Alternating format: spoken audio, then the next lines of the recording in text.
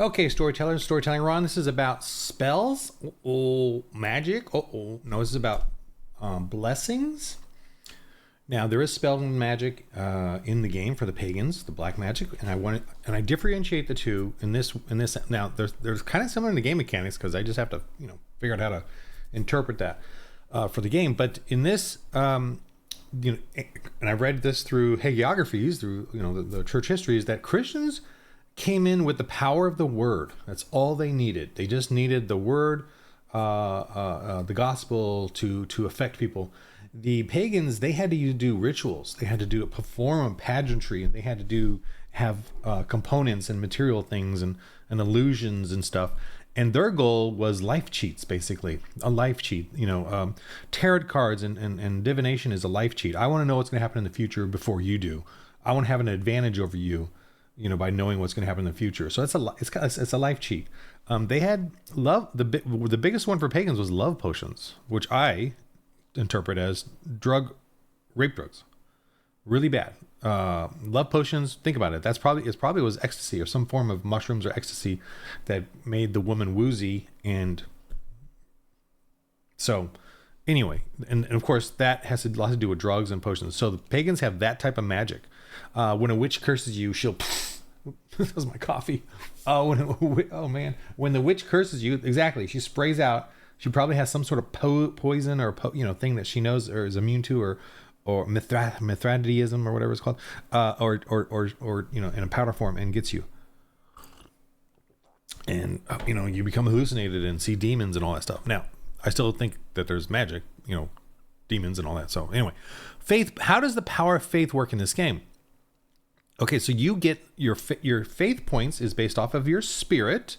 You have 3 or whatever, and that's the constant number. And then you can also have a skill die rank in it, a D4, D6, a D8, die rank 1, die rank 2, die rank 3, D12, so that you can always add more faith points per encounter or per day.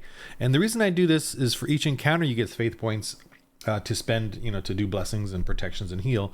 Is I just want you to be involved in the combat or encounter, and then for the day is your faith points that you can do things in between adventures as you're hanging out with people or at the church or whatever.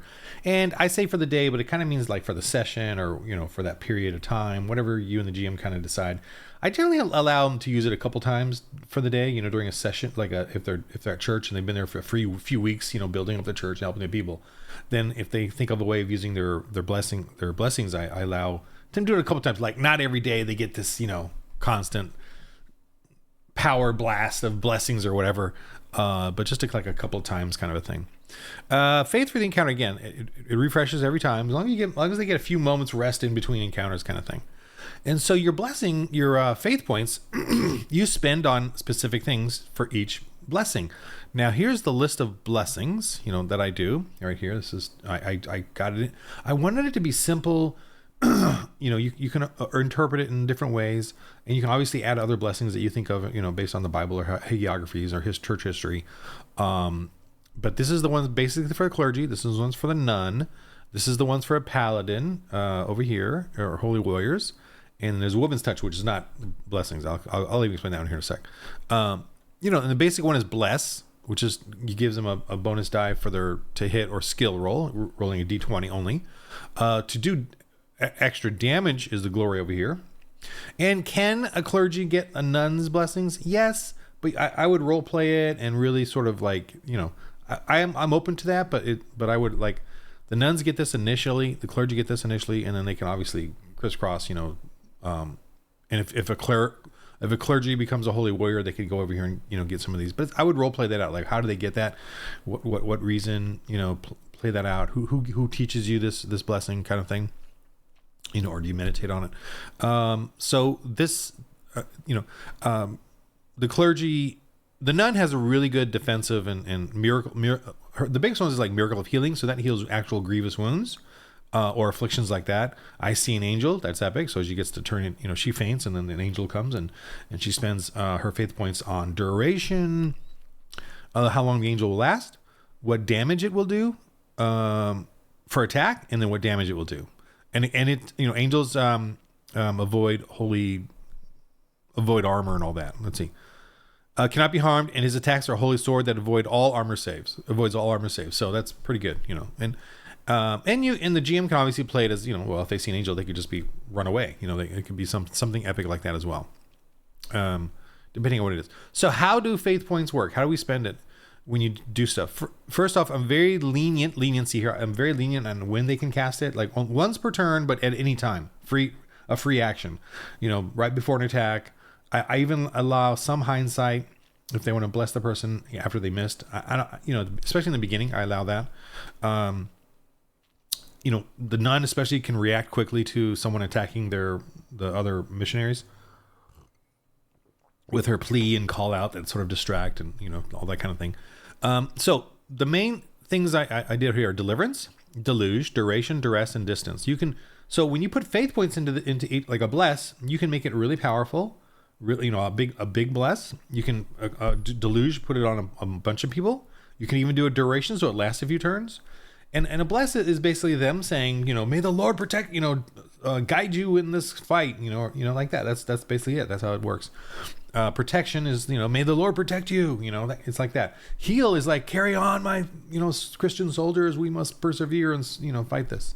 It's that kind of a thing. So deliverance is how much do you want them to be affected? So for a bless, I want to give them just a D4. Deluge, how many? I want to affect two, the whole party, 4.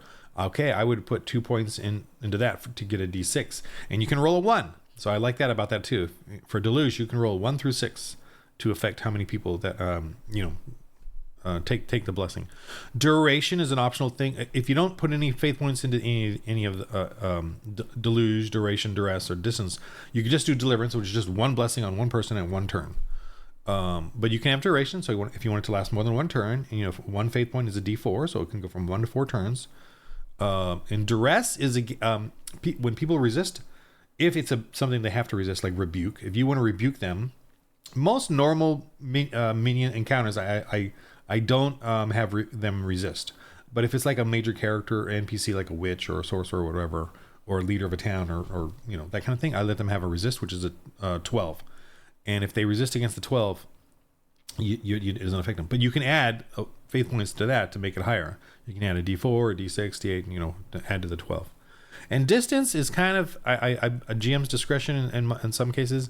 If the person is just doing 1 faith point of bless, then it's short distance. If they're going to do 5 faith points, I let it be long distance. Way over there, they can bless that person with it. So that's kind of the way I do that. If you're only doing a D4 and it's way over there, you can request that they give you another faith point or 2 to reach over there.